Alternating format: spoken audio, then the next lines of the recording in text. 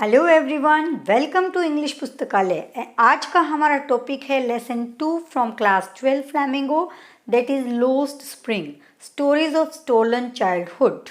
And इसकी जो writer हैं वो है एनीज यंग। उन्होंने स्टोरी को 2 पार्ट्स में डिवाइड किया है। पार्ट 1 जो है sometimes I find a rupee in the garbage, story of Saheb है ये। Part 2 I want to drive a car, this is story of Mukesh. इस लेसन में राइटर ने बताया है कि एक्सट्रीम पॉवर्टी जो है हमारी कंट्री में, किस तरह से हमारे देश के लोग इन कंडीशंस में सरवाइव करते हैं। So poverty and child labour are main themes of this lesson. Lost mean खो जाना, स्प्रिंग सीजन को डिनोट करता है, बसंत ऋतु बोलते हैं जिसे हम हिंदी में, जो कि हैप्पीनेस को सिंबलाइज करती है। लोस्ट मीन खो जाना, और स्प्रिंग आपको पता ही है, in this lesson spring denotes childhood.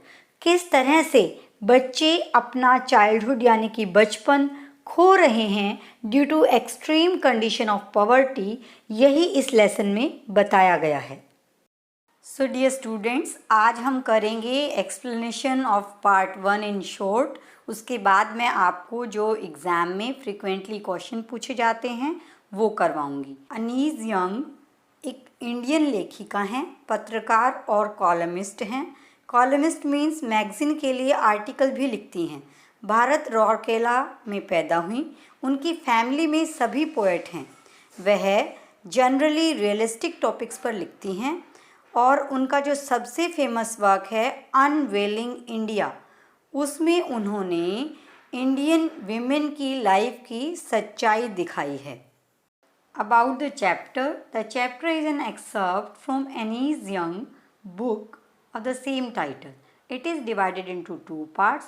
The first part tells the story of Sahib. तो ये हमारा एक्सर्प्ट है जो कि उनकी बुक लॉस्ट स्प्रिंग से लिया गया है, और इसके 2 पार्ट्स हैं। पहले पार्ट में हमें साहिब और रैग पिकर की स्टोरी, जो कि सीमापुरी में है, बताई जाती है। रैग पिकिंग मतलब कूड़ा बीनने वाला, और साहिब को अपने इस काम में मज़ा आने लगा है। Second part tells the story of Mukesh. Second part में हमें मुकेश की स्टोरी बताई जाती है, जो कि एक यंग बैंगल मेकर है फिरोजाबाद में, लेकिन उसे बैंगल मेकिंग का काम पसंद नहीं है, इसीलिए वह सपना देखता है कि वह मोटर मैकेनिक बनेगा और सिटीज़ में जाकर कार चलाएगा। So let's start part 1. Sometimes I find a rupee in the garbage. Important characters. Narrator जो हमारी लेखिका है, ऑथर अनीज यंग, वही स्टोरी की नरेटर हैं। वो साहिब और मुकेश से अलग अलग टाइम पर मिलती हैं।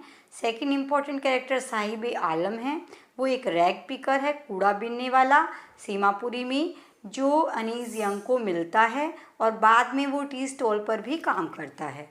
Now let's discuss some important words of the chapter, जिनको यूज़ करके अपना आंसर और भी इफ़ेक्टिव बना सकते हैं। First word is scrounging. Scrounging means searching for. जब आप कुछ ढूंढते हैं, सर्च करते हैं, तो that is scrounging. Amidst, in the middle of, बीच में। Next word is embarrassed, feeling ashamed. जब आपको शर्म आती है तो आप बोलते हैं embarrassed. Excuse, a reason to justify a fault, किसी गलती को छिपाने के लिए जब आप रीज़न देते हैं, that is excuse. Barefoot, barefoot wearing nothing in the feet, जब आप पाँव में कुछ नहीं पहनते तो हम उसे बोलते हैं barefoot. Next word is hollow. Hollow mean meaningless. Empty भी होता है होलो मीन, बट यहाँ पर चैप्टर में ज़्यादा सेंसफुल रहेगा meaningless. Next word is bleak, meaning empty. इसे हम वीक भी बोल सकते हैं, बट ज़्यादा सुटेबल यहाँ पर क्या रहेगा, एम्प्टी। अगेन होलो वाली सेंस आ रही है, तो bleak mean empty. Our first story, sometimes I find a rupee in the garbage. Garbage mean कूड़ा। Every morning the author encounters a rag picker boy named Sahib. His family was a migrant from Bangladesh, but Sahib was very young when his parents left Dhaka. हर सुबह लेखिका को एक बच्चा मिलता है जो कि रैग पिकर है, यानी कि कूड़ा बीनने वाला है, और उसका नाम साहिब है। उसकी फैमिली जो है बांग्लादेश रहती थी, साहिब बहुत छोटा था जब वो लोग वहाँ से शिफ्ट होकर इंडिया आ गए थे। ढाका जो कि बांग्लादेश में है, उसके पेरेंट्स वहाँ रहते थे और सुनामी आने की वजह से उनके खेत और उनका सब कुछ तबाह हो गया था। इसी वजह से उन्हें वहाँ से माइग्रेशन करना पड़ा। उसका पूरा नाम साहिब आलम है, जिसका मीनिंग है लॉर्ड ऑफ द यूनिवर्स, ब्रह्मांड का मालिक। लेकिन साहिब को अपने नाम का एक्चुअल मीनिंग नहीं पता। वो स्कूल नहीं जाता क्योंकि सीमापुरी में कोई स्कूल नहीं है। जब लेखिका ने उसे पूछा कि अगर वो स्कूल खोलती है तो क्या वो पढ़ेगा, तो वो कहता है ही विल डेफिनेटली स्टडी, कि वो ज़रूर आएगा उसके स्कूल में। She also notes that the rag pickers are usually barefoot. She recalls a story of a man from Udupi who prayed for a pair of shoes as a child. He later becomes a priest, and 30 years later, his son was able to afford shoes. She here stands for writer. लेखिका के लिए है ये she, तो वो generally ये note करती है कि जो बच्चे हैं रैग पिकर्स, कूड़ा बीनने वाले बच्चे, हमेशा नंगे पांव रहते हैं। उसे उन्हें देखकर एक स्टोरी याद आती है। उद्दीपी की स्टोरी थी कि एक इंसान था जो जब वो बच्चा था तो भगवान से प्रेयर करता है कि उसे शूज़ का पेयर मिले। बाद में वो बड़ा होकर पुजारी बन जाता है और लगभग 30 साल के बाद उसका बेटा अब जो है उसे अफोर्ड कर पा रहा है, शूज़ और यूनिफॉर्म दोनों मिल गए। लेकिन इन बच्चों के साथ ऐसा नहीं हुआ। रैग पिकर्स जो सीमापुरी के हैं वो हमेशा ही बेयरफुट रहते हैं, यानी कि नंगे पांव रहते हैं। और जब उनसे पूछा जाता है तो वो कहते हैं कि उसकी मदर ने शेल्फ से ही नहीं उतार के दिया। दूसरा बच्चा ये एक्सक्यूज़ देता है कि अगर इसकी मदर उतार भी देती तो ये नहीं पहनता। तीसरा बच्चा तो बिल्कुल ही अलग से एक्सक्यूज़ देता है। वो कहता है कि हमारे यहाँ तो जूते पहनने की परंपरा ही नहीं है। पर सच्चाई तो यही है कि वह बहुत गरीब थे और जूते या चप्पल अफोर्ड नहीं कर पाते थे। सीमापुरी बांग्लादेश से आजीविका की खोज में आए हुए लोगों ने बनाई थी और वे वहाँ बहुत ही गरीबी में रहते थे और रैग पिकिंग यानी कि कूड़ा बीनना उनकी आजीविका का साधन था। लेकिन बच्चों के लिए रैग पिकिंग का मीनिंग अलग था। ये उनके लिए एक ट्रेजर ट्रोव फील्ड एडवेंचर था। साहिब एक्सप्लेन भी करता है कि कभी कभी उसे जब वो रैग पिकिंग के लिए कूड़ा बीनता है तो कभी उसे 1 रुपया मिल जाता है, कभी 1 कॉइन मिल जाता है और कभी कभी तो 10 रुपये का नोट भी मिल जाता है। इसीलिए बच्चों के लिए और बड़ों के लिए रैग पिकिंग के मायने अलग अलग थे।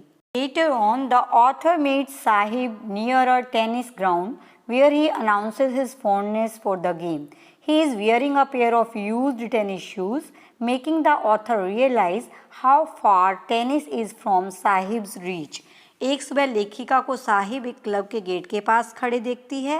वह 2 लड़कों को टेनिस खेलते हुए देख रहा था।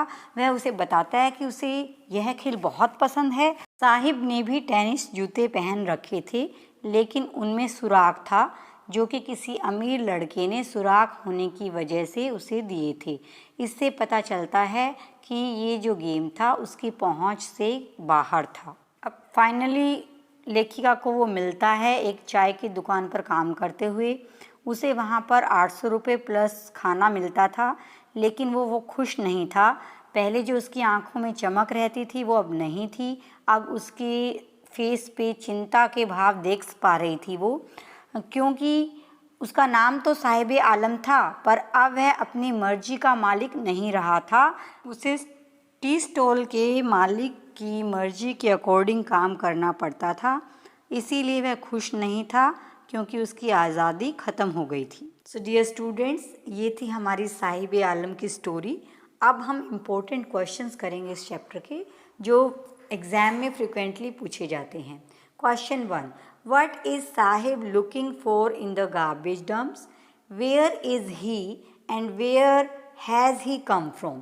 साहिब गार्बेज में क्या ढूंढता है, वो कहाँ से आया था और अब वो कहाँ है? Saheb is a rag picker. Saheb एक कूड़ा बीनने वाला लड़का है। He scrounges the garbage dump for bits of paper, rags, plastic items etcetera. Garbage में वो सर्च करता है कपड़े, पेपर, प्लास्टिक एट्सेट्रा, जिसको बेचकर वो अपनी ज़िंदगी चलाता है। He tells the author that sometimes he finds a rupee, even a 10 rupee note in the garbage.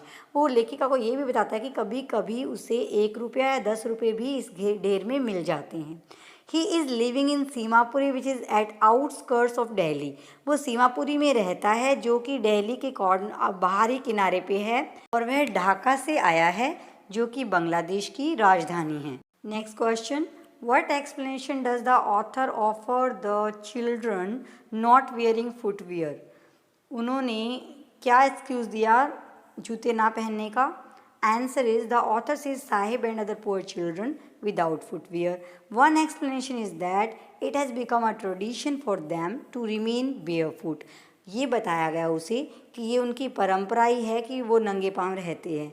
But the author feels that it is only an excuse. लेकिन ऑथर को पता था ये सिर्फ बहाना है. उनकी जो पॉवर्टी थी उसी का ये रीज़न था कि वो शूज़ अफोर्ड नहीं कर सकते हैं. Question number 3. Is Sahib happy working at the tea stall? Explain. क्या साहिब खुश था काम करके टी स्टॉल पे? एक्सप्लेन करिए. One day the author finds the Sahib has left rag picking and is now working at tea stall. एक दिन लेखिका ने देखा कि वो काम रैग पिकिंग का छोड़ चुका है और टी स्टॉल पे काम कर रहा है. उसे वहाँ पर 800 रुपये के साथ साथ खाना भी मिल रहा है. लेकिन उसके फेस पे ज़रा भी केयरफ्री लुक जो पहले हुआ करता था वो नहीं था. वो बिल्कुल भी खुश नज़र नहीं आ रहा था क्योंकि वह अब खुद का मालिक नहीं था. उसको टी स्टॉल के ऑनर की विश के अकॉर्डिंग काम करना होता है, इसीलिए वो खुश नहीं है. Next is write a character sketch of Saheb, the most important question. Answer is Saheb is a child rag picker who lives in Seemapuri. Saheb एक कूड़ा बीनने वाला बच्चा है जो कि सीमापुरी रहता है. पहले वो बांग्लादेश में रहता था जहाँ पर उनके खेत हुआ करते थे, लेकिन एक तूफ़ान सुनामी की वजह से वो वहाँ से माइग्रेट होकर इंडिया आ गया. उसका पूरा नाम साहिब आलम है जिसका मतलब है मास्टर ऑफ द यूनिवर्स. वह कूड़ा बीनने को एंजॉय करता है और उसे टेनिस खेलना भी बहुत पसंद है. बाद में वो एक टी स्टॉल पे काम करने लगता है जहाँ पर उसको फाइनेंशियल स्टेबिलिटी तो मिल जाता है, लेकिन वो बहुत ही अनहैप्पी रहने लगता है क्योंकि उसकी आज़ादी छिन गई है. इस वजह से वो नाखुश है. So dear viewers, this was all about explanation and important question answer of this lesson. I hope आपको सब कुछ बहुत अच्छे से समझ आ गया है. अगर आपको वीडियो हेल्पफुल लगी तो प्लीज़ लाइक एंड शेयर ज़रूर कर देना. नेक्स्ट पार्ट हम नेक्स्ट वीडियो में करेंगे और सब्सक्राइब भी कर दीजिएगा चैनल को ताकि अगला वीडियो बनाने के लिए मुझे मोटिवेशन मिल सके. Thanks for watching. See you again in the next video. Till then, stay home, stay safe and keep learning.